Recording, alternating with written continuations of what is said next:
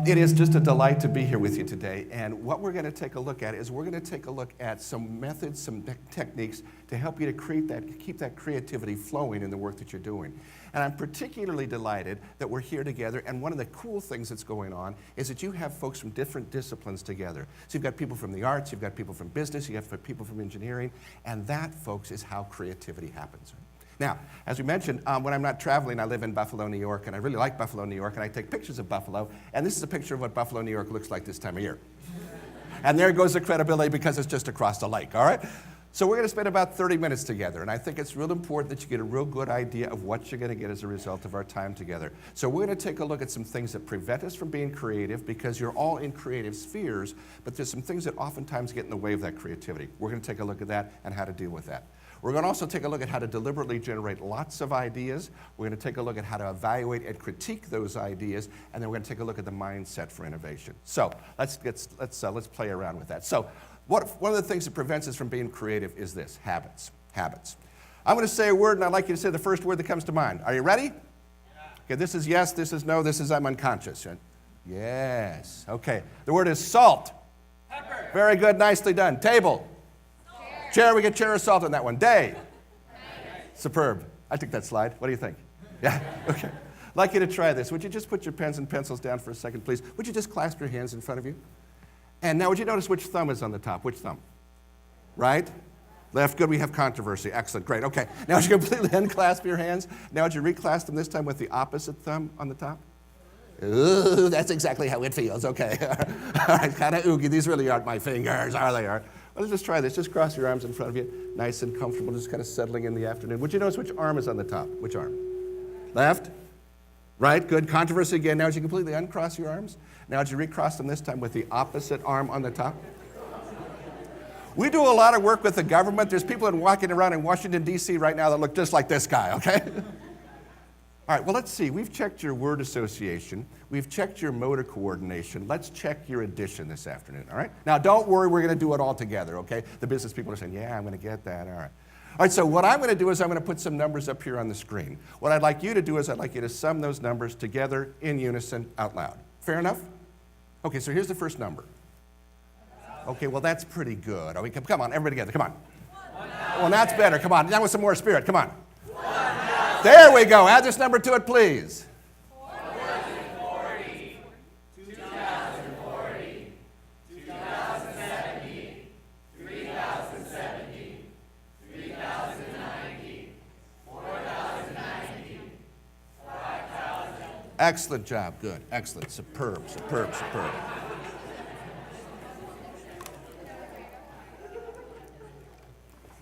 There's another number you might want to consider, because that must be the correct one.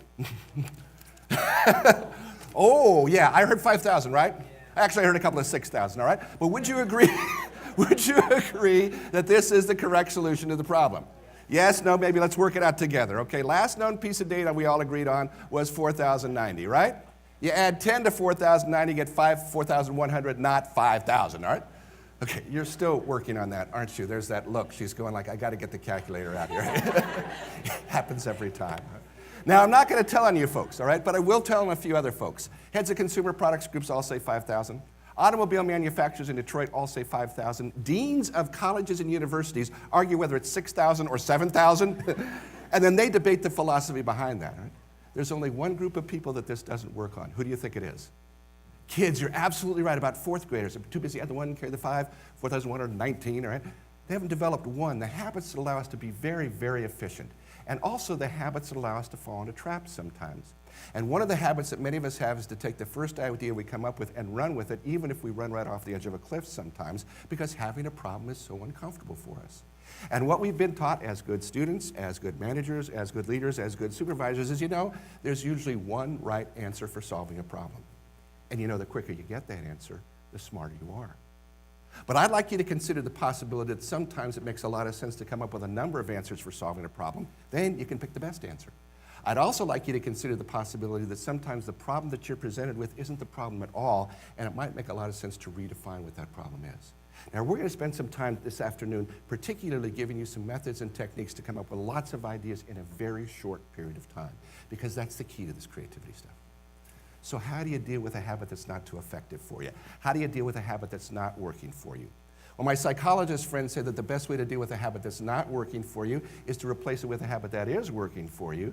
So next time you have a tough problem to solve, I'd like you to consider, if you would, some creativity habits. Some creativity habits.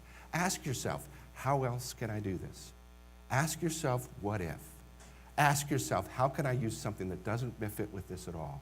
How else can I do this? What if? How can I use something that doesn't fit with this at all? And the bottom one down here, how can I use something that doesn't fit with this at all, is really the essence of creativity, which is bringing together different ideas and different concepts from an entirely different perspective in a new way to get a new idea. And that's the beauty of what's going on here today, because you have people from different disciplines, things that might not necessarily fit together, bring them together in a new way, and that's where creativity begins to happen. So why use creativity habits in the first place? Was the philosopher Socrates was once paraphrased as saying, when you always do what you've always done, you always get what you always got.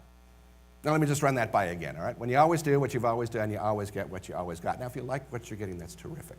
But if you want to make some changes in how you're working together, if you want to make some changes in how you're innovating in your career, if you want to make some changes in how you're approaching your case studies, that might be some reasons to consider some creativity habits. Oh, and by the way, if that one doesn't work for you, I'd like you to try this one on for size. The definition of insanity, doing the same thing over and over and over and expecting different results.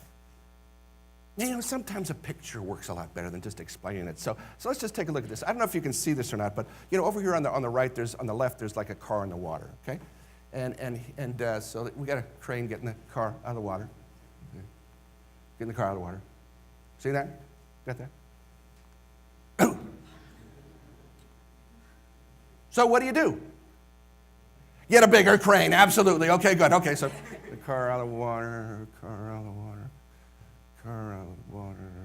Okay, you feel something coming here? I think I do. Car out of the water. Ooh. Doing the same thing over and over and expecting different results. Okay, all right. So let's take a look. Those are some things that prevent us from becoming more creative habits. But let's take a look now at how to deliberately generate some more ideas, because that's the business that you're in. The business that you're in is coming up with those ideas, building those ideas, refining those ideas, and putting those ideas into action.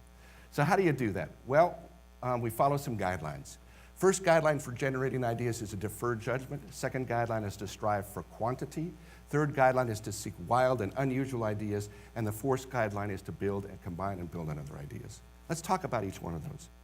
Now, deferring judgment is probably the most important guideline to keep in mind when you're generating ideas.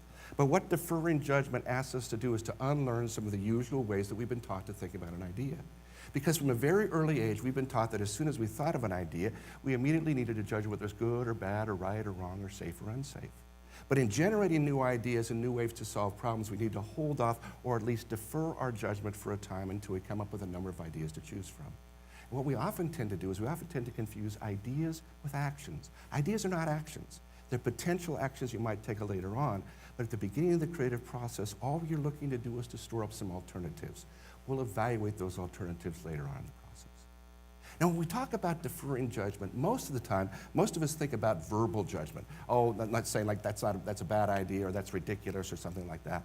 But nonverbal judgment is as powerful as verbal judgment. And the communication researcher, Dr. Albert Morabian, has found that over 90% of both our positive and our negative meaning is conveyed by our tone of voice and our body expressions and gestures. Over 90% of our meaning is conveyed by tone of voice and body expressions and gestures. Now that seems to be a pretty high figure for me, so let's just try a little experiment if you would. Would you all do this? Just make a fist. Okay, good. Everybody with me? Everybody watching? Okay, now would you put your hand on your chin, please? Very good, nicely. Okay, this is your chin. Yeah, I see it. I'm moving what down here. Okay, maybe you didn't see me. All right, okay. I said chin, I did cheek, you did smack. All right. All right, so what the keeper is from that is when you're generating ideas, pay attention not only to the verbal things that are going on, but to your nonverbal judgments as well. Okay. Next guy, here's a quote you might want to consider. Nothing is more dangerous than a new idea when it's the only one you have, all right? Which brings us to the next guideline, which is to strive for quantity. Now, people ask me, how many ideas do I have to come up with to get a good one? Do I have to come up with hundreds and hundreds of ideas to get a breakthrough? And the answer to that question is it depends on the kinds of ideas that you're looking for. Now, it's not uncommon when we do new product sessions or new service sessions or naming sessions to come up with 200 or 300 or 400 ideas. But most of the time, we don't need that many ideas. And that's why we found it helpful to set an idea quota or an idea goal. Now, when we set the idea quota at about 50 ideas and had a well-defined problem, and then when we analyzed those ideas, here's how the ideas tended to shake out. What we found was about the first third of the ideas, about the first 10 to 12 ideas, tended to be the usual ideas. These are the ideas that people had thought of before. Now, the second third, from idea 15 to 30 or 35 or so, tended to be the more unusual ideas. People got a little crazier, a little goofier. They loosened up a little bit more. Now, those unusual ideas were important because they helped to form more sophisticated and unusual idea combinations that occurred later on in the process. But the key learning from this data is this. If you're sitting around and generating 10 or 12 ideas for solving a problem and you think you're getting real creative, you're not. The creativity comes in the stretch. The innovation comes in the stretch. So as you're working on your cases tonight, and it's over the weekend, and as you're working to come up with some ideas, don't judge those ideas. Get them out and go for 10, 15, 20, 25, 30 ideas. When you do that, you're going to find the quality of the ideas significantly increases, and you have much greater chance for success. Next guideline is to seek wild and unusual ideas. Alex Osborne, the inventor of brainstorming, said it's much easier to tame down a wild idea than it is to invigorate a weak one. We like to use the analogy, it's much easier to tame a tiger than it is to make a pussycat wild. So when you're going for those ideas, go for the wild ideas. You can always engineer them down later. And the final guideline for generating ideas is to deliberately try to combine and improve and build on other ideas. Let one idea spur another idea and spur another idea. And here's a powerful example of building on other ideas.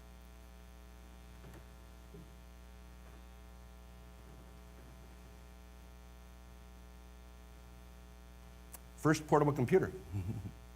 First Apple. TRS-80 dual disk drives. Second portable computer. Osborne weighed 35 pounds, right? Need to add my iPhone. Stephen King, the prolific author, a number of years ago wrote a book called On Writing. And his publishers convinced him to write this, and I encourage you to pick it up because it really has a great insight into the creative process. The first part of the book, King talks about his life, and the second part of the book is actually a style manual where you see his editors taking a look at how he does his work. But I came across this passage, and I really think this nails the creative process really nicely. King says this, "Let's get one thing clear right now, shall we? There is no idea dump, no story central, no island of the buried bestsellers. A good story idea seem to come quite literally out of nowhere. Two previously unrelated ideas come together and make something new under the sun." And that's the essence of creativity, taking something from here, combining with something here that doesn't seem to relate, bringing it together in a new way to make a new connection. Okay. So, we've got some methods to generate ideas. Now that you've got those ideas, how do you evaluate and how do you build those ideas without destroying them? Right? This word is comments, comments. And when you teach at a place like the International Center for Studies in Creativity on a university campus like I do, when you work with an innovation consulting company like I do, sometimes you have people coming to you with new ideas. And I have an idea I'd like to show you, and I'd like to get your comments on that idea. This is my idea for a new wheelbarrow. Now, there's a big hopper up here in the front. There's a handle back there in the back. There's a wheel back there in the back. What are your comments on that design? Just yell them up to me. What are your comments?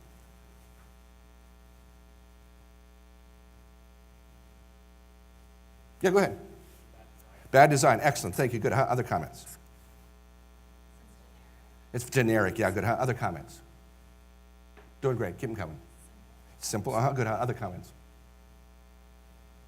Yeah, go ahead. Yeah. It looks like it's going to be difficult to use. Good. Good. Other comments? Inefficient. It looks inefficient. Absolutely. Good. Other comments? Looks dangerous to use. Absolutely. Good. Other comments?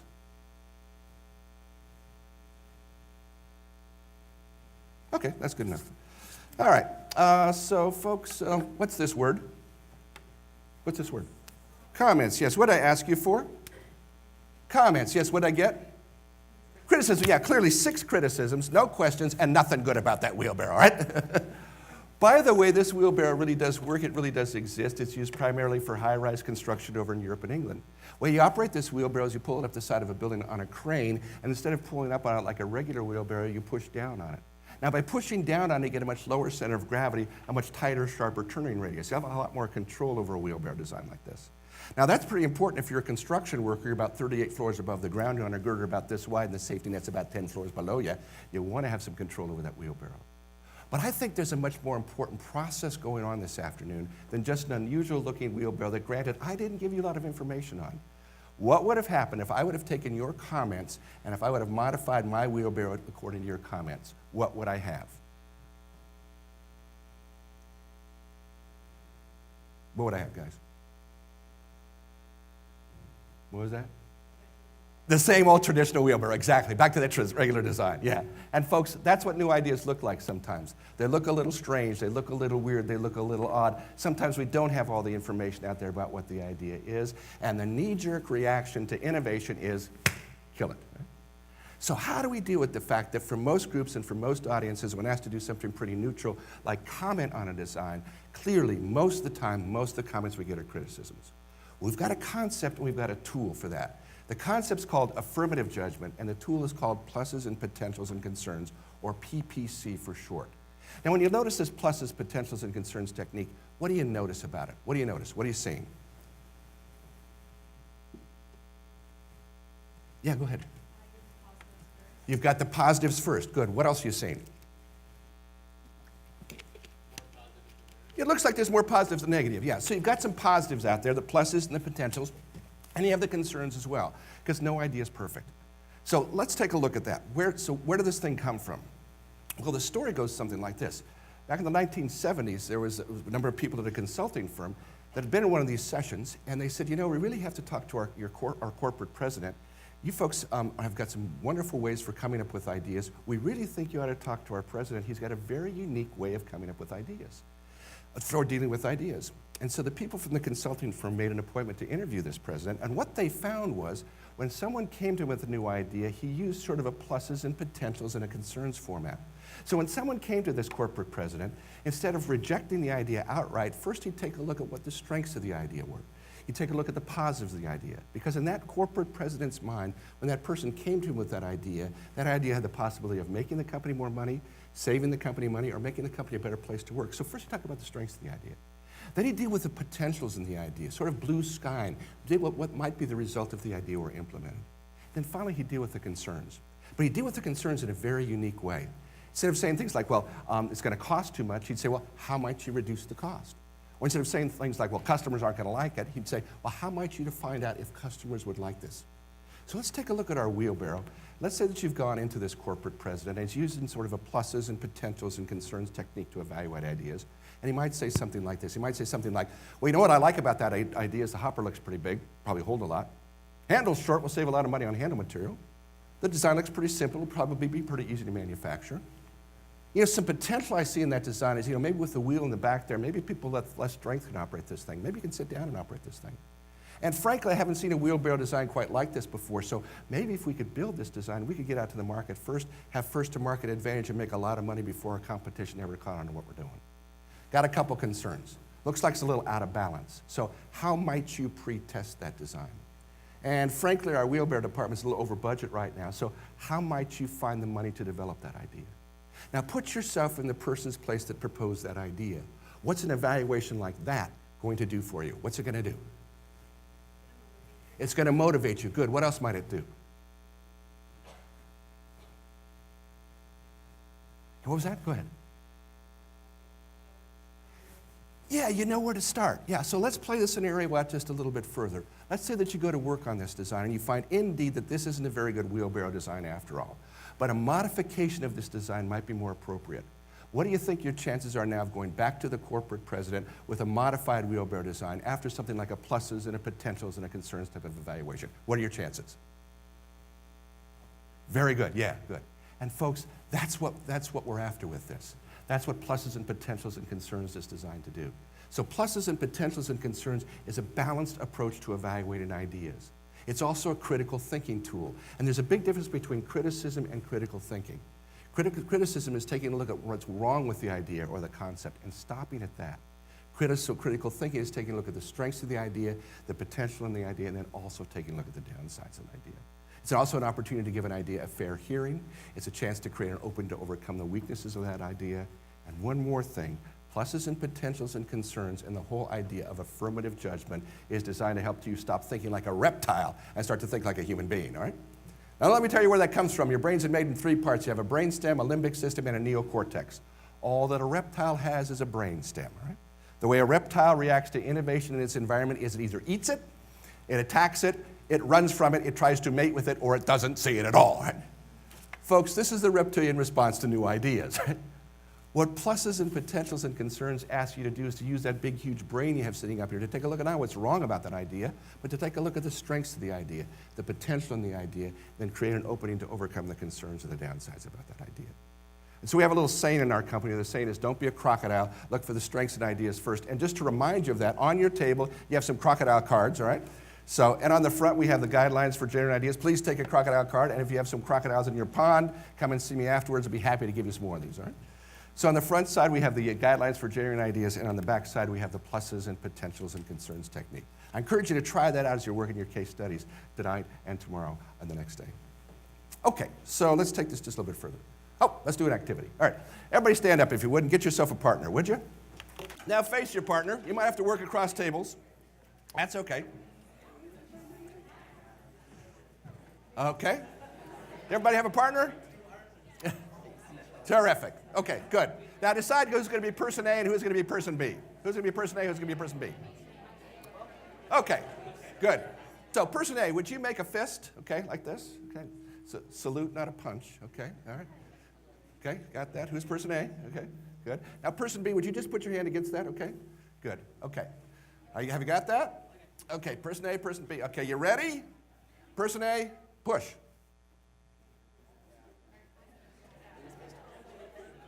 Okay, you can sit down.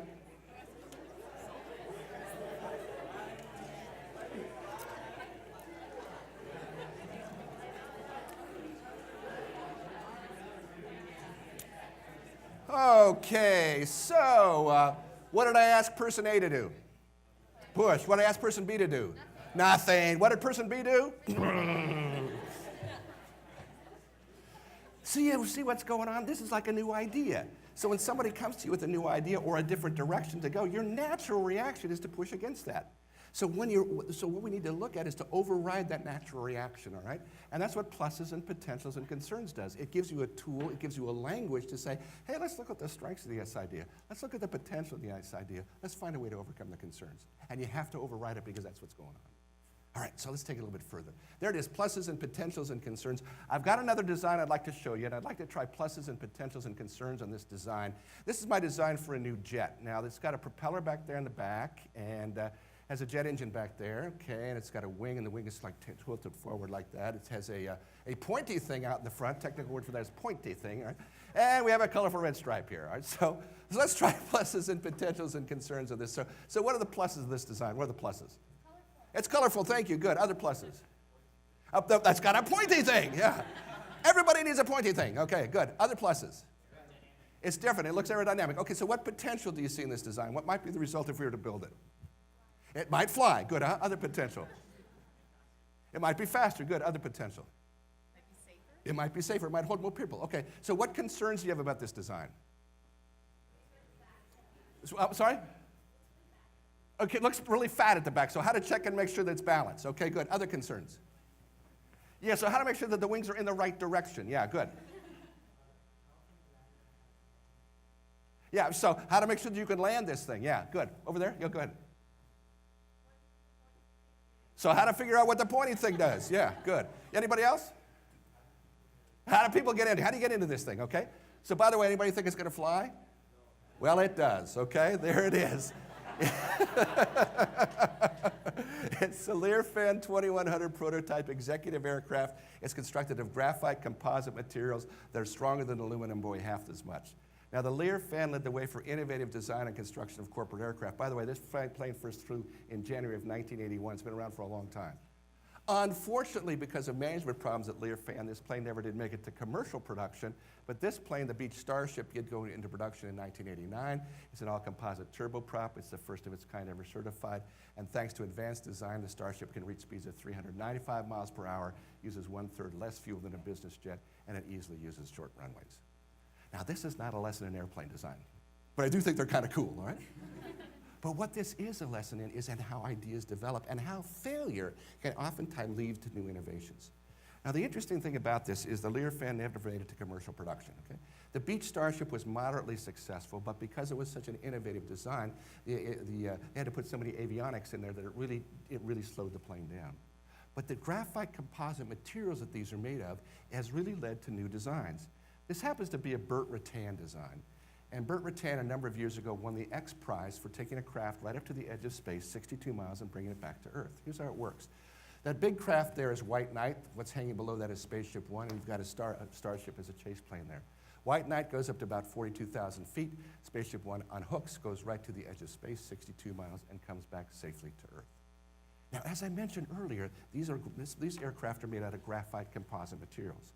This is what most aircraft now are made out of. Graphite composite materials are what the wings of aircraft are made of, what many of the avionics are made of.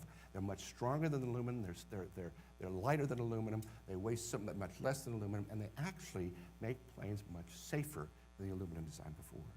So what didn't work in one area, and might not have worked in another, works in a particular other area. So one of the things we have to look at when we take a look at new ideas is we need to take a look at the mindset for innovation. And the mindset from innovation is failure equals learning. Failure equals learning. Now, if we go back to our friend Burt Rutan here, when we talk about the Beech Starship, he talks about failure in this way. He says, I've got to develop 9 prototypes that go nowhere to make one that goes to production for big money. Only the place that tolerates failure gives rise to the thinking that results in success. And another expert on failure happens to be a gentleman named Dr. Wilson Greatbatch. Anybody know who Wilson Greatbatch is? Anybody know what a pacemaker is? Of course you do. As a matter of fact, Dr. Greatbatch lived about 10 miles from my home in western New York. And not only did Wilson Greatbatch invent the pacemaker, he invented the batteries that powered the pacemaker and many other inventions. And a number of years ago, I was at a conference, and Dr. Greatbatch was introduced. And at that time, he had over 819 patents to his name. And here's what Greatbatch has to say about failure. He says, I look forward to failure as a learning experience. 9 out of 10 things that I work on fail, but the one that works pays for the other 9. And so you've heard that expression, trial and error. I want you to write this down. Change it from trial and error to trial and learn. Trial and learn. Because whenever you do something, you create a result. It might not be the result that you anticipated, but the question is, what can you learn from that result? And if you take a look at the evolution of the graphite composite materials that build these airplanes, if you take a look at the evolution of the pacemaker, if you take a look at the evolution of most new ideas, there was a lot of failure in there. But the people that had those failures didn't treat them as failures, they treated them as learning experiences. Okay, we're about to close. And before we close, just one more thing. We've spent about 30 minutes together. Today, and over the weekend, and tonight, I'd like you to take at least one thing from what you've learned in the last 30 minutes and use it. So as you're working on your case studies, and use it in the next 24 hours. So as you're working on your case studies, and when you're coming up with ideas for those case studies, as you're making proposals, try pluses and potentials and concerns. As you're working on those cases, don't reject the first idea. Go for 10 ideas or 20 ideas or even more, and see what you get as a result of that. Try it out. Okay, I'd like to end with this. I'd like to end with a piece called the Manifesto for Children, and I like to call it the Manifesto for Creativity. And it's by a gentleman named Paul Torrance, and Paul Torrance is probably one of the eminent creativity researchers in the field. Dr. Torrance passed away a number of years ago, but Dr. Torrance started his work as early as World War II when he investigated the communication behaviors in bomber cockpit flight crews. But he didn't spend his career there. He spent most of his time in creativity in education and creativity in children. He developed the Torrance tests of creative thinking, the tests that determine whether these programs at work or not. The test that we use is at the International Center for Studies in Creativity to validate our undergraduate program and our master's program. By the way, we have a Master of Science degree in Creativity Studies. Come and see me afterwards, right? But the landmark work that Torrance, the landmark work that Torrance did was he created the largest and the longest longitudinal study of creativity in people ever conducted. And in this study, he identified children in the 3rd or 4th grade that were somehow labeled as gifted or creative or talented in some way, and he followed them for 20 years. He interviewed their teachers, he talked to their professors, talked to the people that they went to work for. Some of them knew exactly what they wanted to do in the 3rd and 4th grade and followed through on it, and some of them changed their vision of the future every other month. Some of them were eminently successful, some of them weren't. Torrance wrote 3 books on the subject, over 100 professional articles, had rooms and rooms of data on this study. But I think the real brilliance of what Paul Torrance was able to do was to condense his findings into a 9-line manifesto. He calls it the Manifesto for Children. I like to call it the Manifesto for Creativity, and I'd like to just read it to you in closing. These essentially are the findings of Torrance's 20-year study. Don't be afraid to fall in love with something and pursue it with intensity. Know, understand, take pride in, practice, develop, exploit, and enjoy your greatest strengths. Learn to free yourself from the expectations of others and to walk away from the games they impose on you. Free yourself to play your own game. Find a great teacher or mentor who will help you. Learn the skills of interdependence. Don't waste energy trying to be well-rounded. Do what you love and can do well. Ladies and gentlemen, it's been an absolute pleasure working with you. Best of luck for the Western weekend. Thank you so much. Thanks. Thank you. Thank you.